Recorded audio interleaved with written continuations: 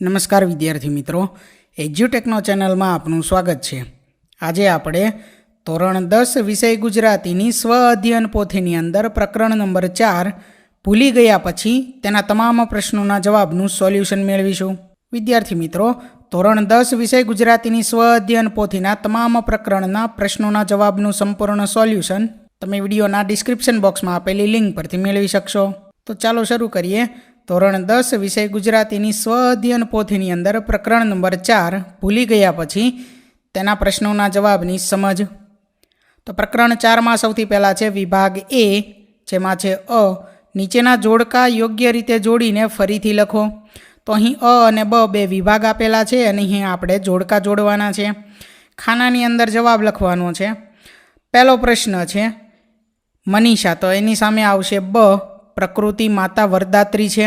ત્યાર પછી બીજું છે જ્ઞાનપીઠ એવોર્ડ વિજેતા, તો એની સામે આવશે અ, રઘુવીર ચૌધરી। ત્રીજું છે નરેન, તો એની સામે આવશે ડ, હું એને જ કવિતા માનતો હતો। ત્યાર પછી આગળ છે સૂચના બ, નીચે આપેલા વિકલ્પોમાંથી યોગ્ય વિકલ્પ પસંદ કરી ખાલી જગ્યા પૂરો।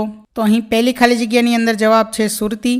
ત્યાર પછી પાંચમી અહીં ખાલી જગ્યા જે આપેલી છે એમાં જવાબ આવશે વનરક્ષની। છઠ્ઠામાં આવશે યુધિષ્ઠિર, સાતમામાં 6 અને આઠમી ખાલી જગ્યાની અંદર જવાબ આવશે એકાંકી। ત્યાર પછી આગળ સૂચના આપેલી છે ક, નીચે આપેલા પ્રશ્નોના એક વાક્યમાં ઉત્તર લખો, જેમાં સવાલ નંબર 9 છે સલોની અને નરેન વચ્ચેનો સંબંધ જણાવો।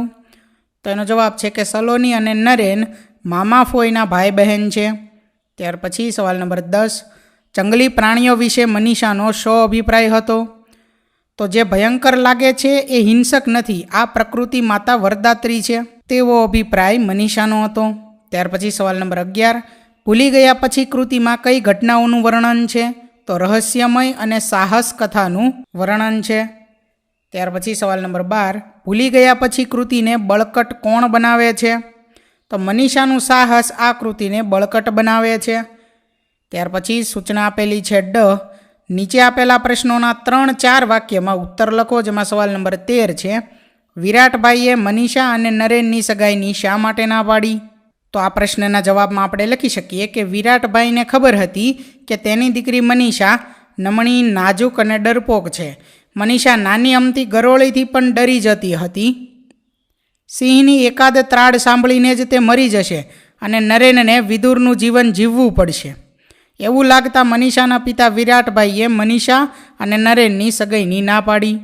ત્યાર પછી સવાલ નંબર 14, નરેન લગ્નના માગા પાછા કેમ ઠેલતો હતો?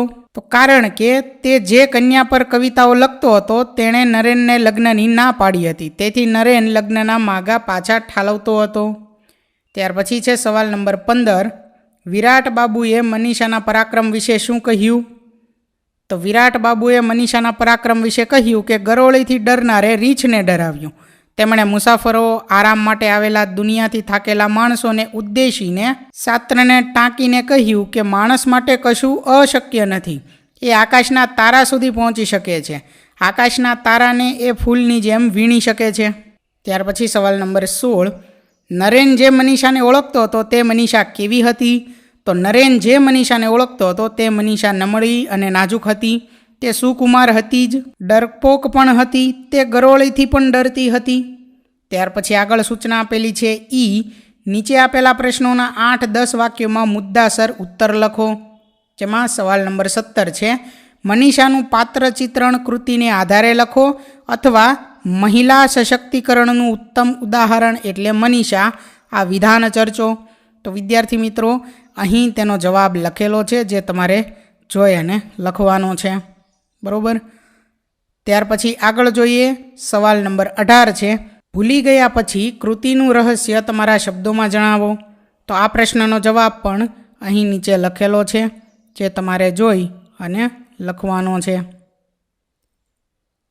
ત્યાર પછી આગળ વિભાગ સી, વ્યાકરણ વિભાગ, તેમાં જોઈએ સૌથી પહેલાં સૂચના છે કે આપેલા વિકલ્પોમાંથી સાચો વિકલ્પ પસંદ કરી જવાબ લખો, જેમાં સવાલ નંબર 19 છે કે નીચેના શબ્દોની સાચી જોડણી શોધીને લખો। તો અહીં સાચી જોડણી છે સ્ફૂર્તિ, ત્યાર પછી બીજી છે દીપ્તિવંત, ત્યાર પછી ત્રીજું છે આશીર્વાદ અને ચોથું છે નૈસર્ગિક। આગળ ત્યાર પછી પ્રશ્ન 20 જેની સૂચના છે સંધિ છોડો, જેમાં પહેલું છે વનાધિકારી તો વન પ્લસ અધિકારી, બરાબર, વન વત્તા અધિકારી. ત્યાર પછી હિમાલય તો હિમ વત્તા આલય, સમાચાર તો સમ વત્તા આચાર. ત્યાર પછી 20 સંધિ જોડો, જેમાં પહેલું છે નર વત્તા ઇન્દ્ર તો શું થશે નરેન્દ્ર. બીજું છે કદા વત્તા અપી તો કદાપી. ત્રીજું છે સત વત્તા જન તો સજ્જન. ત્યાર પછી આગળ સવાલ નંબર 21 છે નીચેના શબ્દોના સમાસ કૌંસમાંથી શોધીને ઓળખાવો. પહેલું છે માનવભક્ષી તો ઉપપદ સમાસ. બીજું છે વરદાત્રી તો ઉપપદ સમાસ. ત્રીજું છે વિધુર તો બહુવ્રીહી સમાસ. ત્યાર પછી આગળ ચોથું છે સજ્જન તો કર્મધારય સમાસ. ત્યાર પછી આગળ પ્રશ્ન નંબર 22 જેની સૂચના છે નીચે આપેલા શબ્દોના અર્થભેદ જણાવો. જેમાં છે સુરત તો તે શહેર છે. ત્યાર પછી છે સુરત તો ચહેરો. ત્યાર પછી છે એકાકી તો એકલું અને એકાંકી તો એક અંકવાળું. ત્યાર પછી પ્રશ્ન નંબર 23 જેની સૂચના છે નીચેની પંક્તિમાંના અલંકાર જણાવો. તો અહીં પંક્તિઓ આપેલી છે અને નીચે ઓપ્શન આપેલા છે અલંકારના, તો એમાંથી આપણે સાચો અલંકાર ઓળખી અને જવાબમાં લખવાનો છે. પહેલું છે આકાશના તારાને ફૂલની જેમ વીણી શકે છે તો ઉપમા અલંકાર. બીજી પંક્તિ છે હું એને કવિતા જ માનતો હતો તો રૂપક અલંકાર.